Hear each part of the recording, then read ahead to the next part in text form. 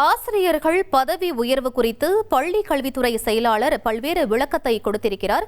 மேலும் விவரங்களை எமது செய்தியாளர் சங்கரன் வழங்கிட கேட்கலாம். வணக்கம் சங்கரன், என்ன விளக்கம் கொடுத்திருக்காரு பள்ளி கல்வித்துறை செயலாளர்? முழு விவரங்களை பதிவு பண்ணுங்க.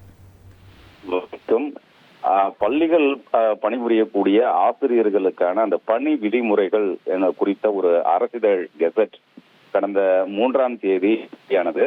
அந்த கெசட்ல என்ன சொல்லப்பட்டதுன்னா, அதாவது குறிப்பிட்ட சில ஆசிரியர்கள், உயர்நிலை பள்ளி தலைமை ஆசிரியர்கள் உள்ளிட்ட சிலருடைய பதவி உயர்வுக்கு ஆசிரியர் தகுதி தேர்வில் தேர்ச்சி பெற வேண்டும் என்று நேரடியாக எந்த கருத்தும் சொல்லப்படவில்லை.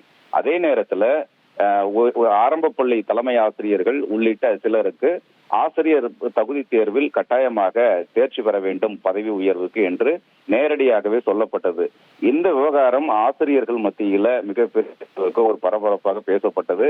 குறிப்பிட்ட சில ஆசிரியர்களுக்கு பதவி உயர்வு பெற டெட் தேர்வு தேவையில்லை என்ற கருத்து பரவலாக பரவியது. இந்த நிலையில பள்ளிக்கல்வித்துறை முதன்மை செயலாளர் திரு சந்திரமோகன் விளக்கம் ஒன்றை கொடுத்திருக்காரு. அதில் அவர் என்ன சொல்லியிருக்கிறாருன்னா, மே மாதம் 29ஆம் தேதியிட்ட உச்சநீதிமன்றத்தினுடைய தீர்ப்பு நகல் என்பது இன்னும் கிடைக்கலனாலும் கூட அந்த வழக்குல ஆசிரியர்கள் பதவி உயர்வு பெறுவதற்கு டெட் தேர்வுல தேர்ச்சி பெறுவது கட்டாயம் என்று சொல்லப்பட்டிருக்கிறது.